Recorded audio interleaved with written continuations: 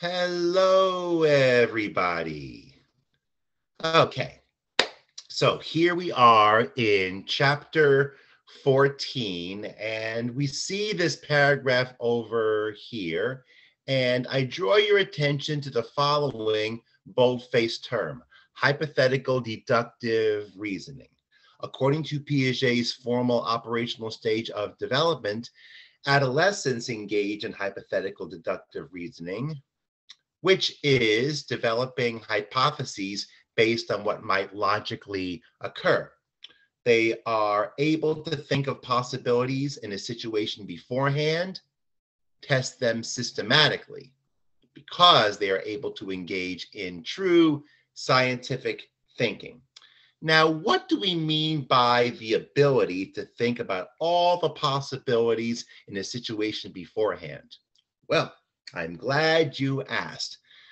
Below is a video of an old kids' TV show called Zoom.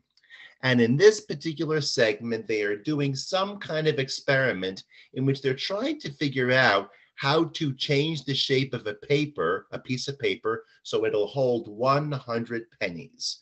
So what I want you to do is watch the video. And as you're watching, I want you to think of all the possible ways that the kids could change the shape of the paper to make it strong enough to hold 100 pennies.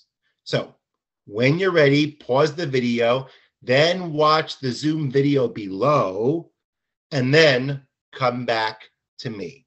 All right? So please pause it now. Good. Okay, so here we are back. So hopefully you thought of the many different possibilities in how one could change the shape of paper to hold 100 pennies. Did any of you happen to come up with any of the ideas the kids did? Maybe so. Okay, so we now move on to what is known as adolescent egocentrism. So it says here that once adolescents can understand abstract thoughts, they enter a world of hypothetical possibilities and demonstrate egocentrism, a heightened self-focus.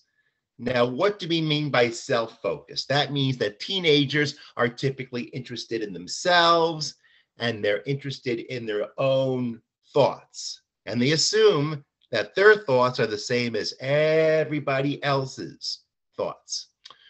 So David Elkind expands upon Piaget's belief about adolescent egocentrism, and he does so on the next page when he introduces the term imaginary audience, which is the adolescent's belief that those around them are as concerned and focused on their appearance as they themselves are.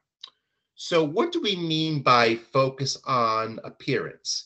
It means that teenagers are very, very interested / obsessed with how they look physically. And they believe that everybody else is looking at that particular kind of person. Now think back to when you were in high school. What were some of the things that you checked in the mirror before heading off to school? Don't lie to me. I know you've all looked at yourself in the mirror at one time or another when you were a teenager, especially before you went to school. What were you focusing on?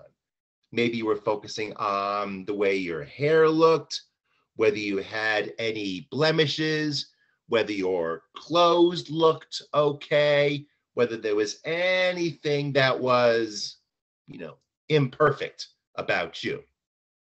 And with the imaginary audience, the teenager goes to school and thinks, oh, I hope everybody isn't looking at my hair.